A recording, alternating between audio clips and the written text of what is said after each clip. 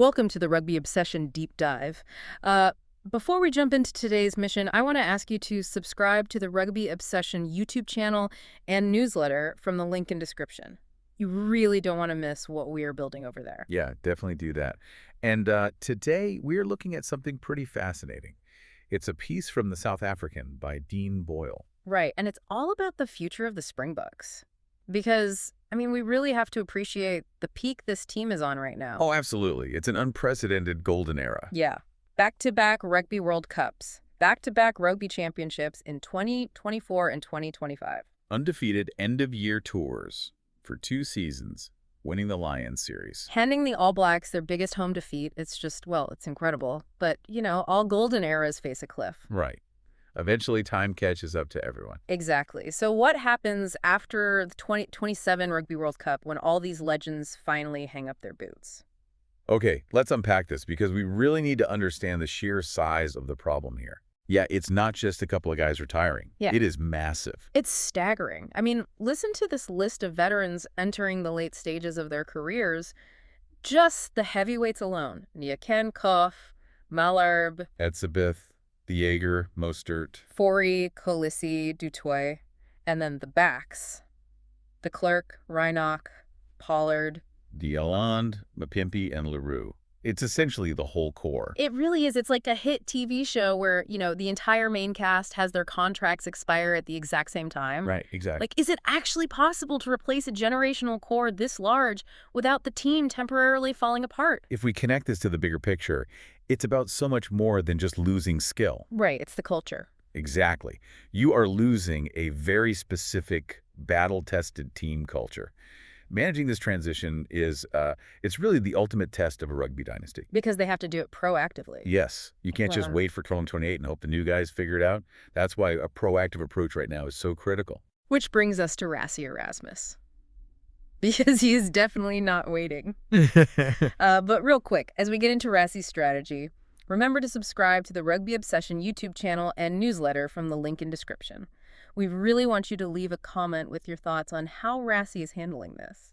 Because the way he's handling it is, it's pretty aggressive. Yeah, let's look at the front row. Frans Malherbe was ruled out for the season, right? A huge loss.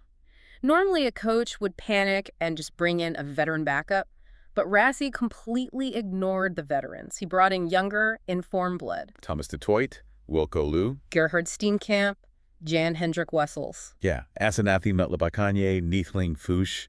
He just stacked the deck with youth. And it's not just the big guys up front. Look at the scrum halves. Faf de Klerk was fit last season. But he only featured once off the bench. Right. And Reinach had an amazing year. But, Grant Williams is so clearly being primed as the next big thing at number 9. Oh, without a doubt.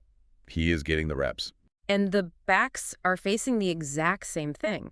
Mapimpi and Leroux are just, look what happened when Kurtley Arenzi got injured. They called up Ethan Hooker and Kenan Moody instead of Mapimpi. Exactly. And Leroux was dropped after New Zealand, missed the Argentina tests, missed the end-of-year squad entirely. Even when Efeli Fassi was ruled out. Which is wild. And here's where it gets really interesting, because I have to play devil's advocate for a second. Go ahead. Isn't this strategy incredibly harsh? To just ice outfit legends like Faf and Leroux, is this clinical detachment actually the secret sauce to their dominance? It is a brilliant balancing act, but yeah, it's tough. You have to integrate the youth while the veterans are still in the building. So they can pass the baton. Right. You ensure the new guys aren't just thrown to the wolves in a vacuum. They learn from the legends before the legends are gone. Okay, so knowing all that, let's look at what this actually builds toward. The article predicts the post-2027 lineup. The finished product. Yeah. So for the forwards, they predict Oxnock, Malcolm Marx, Wilco Louw, or Thomas du Toit. Ruan Nortje, Marco van Staden. Ellery Louw, Jasper Wise. And then, wait a second, I noticed this reading the piece. The article lists Eben Etzebeth as a veteran aging out, but then puts him in the predicted 2027 lineup with an asterisk. The asterisk. What does that even imply? Is he just the one Titan too important to let go, or is he like a placeholder until a new enforcer arrives? This raises an important question, actually, about how the style of Springbok rugby might evolve with this specific lineup. Etzebeth is sort of the anchor of their entire physical identity. Right, he sets the tone. Exactly. So having him there is crucial. But if you look at the predicted backs, things change entirely. You have Grant Williams at 9, Sacha Feinberg, Mangamazulu at 10, Kurtley Arensi, Andre Esterhuizen, a rotation of Creel, Hooker, or Moody in the midfield and wing. and then Damien Willemse, or Afle Fassi at fullback, with players like Sacha and Grant pulling the strings. It's so much faster. Yes.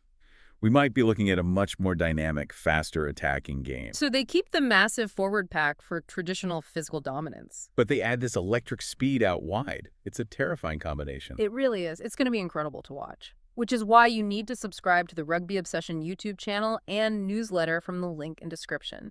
And hey, comment below on which rising star you are most excited to see cement their place in the starting 15. There are just so many good ones to choose from. For sure. But before we go, I want to leave you with a final thought to mull over. Okay, lay it on us. So we know the Sia Khaleesi generation built this legendary grit, right? A matched resilience. But that grit was forged precisely because they had to climb out of those dark, struggling years prior to 2019. They learned to win the hard way. Right. So if Rassie's transition plan works perfectly and this new generation inherits a seamless winning machine, will they have that same battle-hardened resilience? Oh, wow. That is a great point. Because they won't have suffered through the dark times together. Yeah, it's a completely different environment to grow up in as a player. Exactly. Something to think about as we watch this all unfold.